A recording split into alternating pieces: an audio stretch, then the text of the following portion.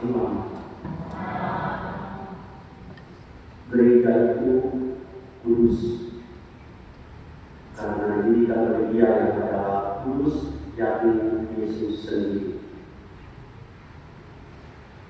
Tetapi gereja juga serentak berdosa karena isinya adalah kita semua adalah orang-orang yang berdosa.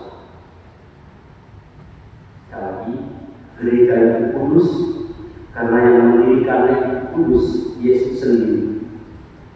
Tetapi serentak gereja juga berdosa karena isinya adalah orang-orang yang berdosa. Saya, Bapak Ibu, kita semua ini. Hari raya semua orang kudus yang kita rayakan pada hari ini mengingatkan kita semua tentang identitas gereja yang kita rayakan.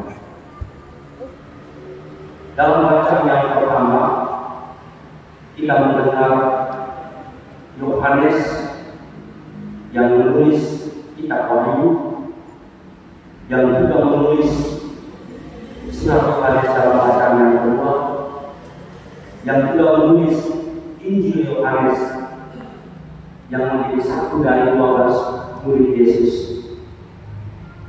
Pada waktu itu dia dibuang di Pulau Patmos, daerah Yunani. Dalam kesendirian di Pulau Patmos, dia mulai merenungkan bagaimana perjalanan imannya bersama dengan Yesus yang dia ikuti selama ini. Dan pada suatu ketika dia mendapat penglihatan yang dicatat dengan sangat baik yang kita dengar dalam bacaan pertama pada hari raya sebuah orang kudus. Dia melihat di surga ada segerombolan orang-orang yang berpakaian putih, dan di atas singgasana itu duduk seorang. Tadi pagi saya tanya di kampung, siapa orang yang duduk di atas singgasana itu? Mereka semua menjawab, Tuhan Yesus. Habis. Lalu saya tanya kepada mereka, lalu mereka yang berpakaian putih itu siapa? Mereka bilang, mereka yang sudah menyelesaikan perlombaan di dunia ini. Mereka yang sudah berlari dan sudah sampai di garis finish. Mereka yang sudah memenangkan pertandingan ini, dan kepada mereka diberikan mahkota kemuliaan. Itulah orang-orang kudus yang kita rayakan pada hari ini. Mereka itu adalah orang-orang yang dalam bacaan pertama yang dilihat oleh Yohanes, mereka yang sudah membasuh pakaian mereka dengan darah anak domba. Mereka adalah orang-orang yang sudah keluar dari kesusahan besar. Di mana kesusahan besar itu, dunia ini adalah gambaran kesusahan besar itu.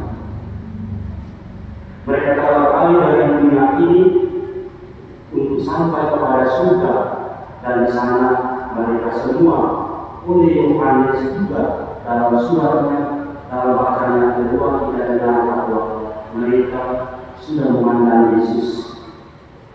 Mereka sudah melihat pada Yesus dari muka ke muka. Mereka sudah melihat Yesus dalam kemuliaan yang berkata. Mereka sudah melihat pada Yesus yang sebenarnya. Itu berarti bahwa gereja yang berdosa, kita semua yang masih berjalan ini adalah kita melihat pada Yesus yang masih sama-sama. Dan saya tanya kepada mereka di kami, mau tidak masuk dalam kelompok orang-orang yang melihat anak domba? Mau tidak menjadi kelompok orang-orang yang membasuh pakaian dengan darah anak domba dan duduk melihat, berdiri melihat orang yang duduk di atas singgasana? Mereka semua dengan semangat menjawab, kami mau. Itulah identitas kita gereja. Gambaran surga yang sudah dialami oleh orang kudus itu contohnya itu seperti gereja yang sekarang dibangun. Gereja yang sekarang ini itu Yerusalem di dunia. Gereja yang di sana itu adalah Yerusalem yang surgawi, Yerusalem yang kekal. Maka dalam privasi nanti kita akan bergerak ke sana. Kami dengan gembira berlangkah maju ke sana semua. Kami dengan gembira akan menuju ke sana, ke kota yang dijanjikan oleh Tuhan. Apabila kita semua sebagai anggota gereja, walaupun kita ini adalah orang-orang yang berdosa, tetapi kita semua dipanggil supaya mencuci jiwa kita dengan darah anak domba, membersihkan semuanya supaya kelak kesana kita semua melangkah, dan kesana pula kita akan bersatu dalam persekutuan Maha Kudus di surga.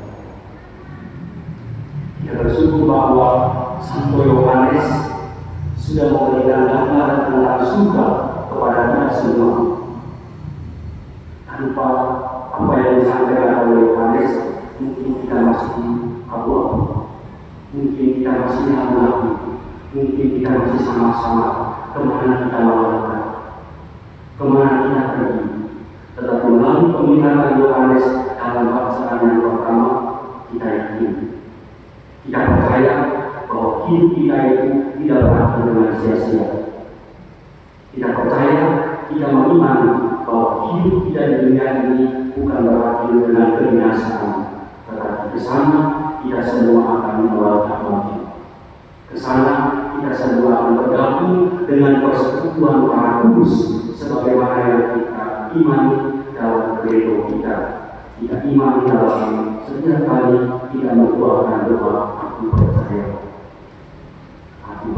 akan gereja Katolik yang kudus, persekutuan Maha Kudus, dan seterusnya. Bapak Ibu sanak keluarga yang terkasih, dengan penglihatan Yohanes tidak sedang menakut-nakuti kita, tetapi justru dia memberikan kepada kita sebuah pengharapan akan masa depan.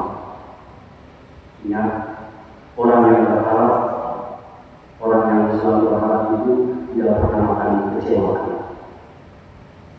Paus beberapa waktu yang lalu mengatakan space non conflicting, harapan tidak pernah mengecewakan. Dan bagi kita orang-orang beriman, harapan akan kehidupan yang kekal itu tidak akan pernah membuat kita kecewa. Kita bangga, kita beriman itu, sehingga di dunia ini kita berjuang supaya kelak kita juga masuk dalam kelompok, dalam komunitas, dalam gerombolan orang-orang yang sudah mencuci pakaian kita dengan darah anak domba. Dan itu masuk ke sana, Yesus dalam bacaan Injil menguraikan sabda bahagianya untuk kita semua. Bahwa kita tidak sempurna, ya. Bahwa kita semua ini orang-orang yang berdosa, ya. Tetapi kita bisa melihat orang kudus, kita bisa melihat lebih baik kalau kita menghayati iman kita dengan baik.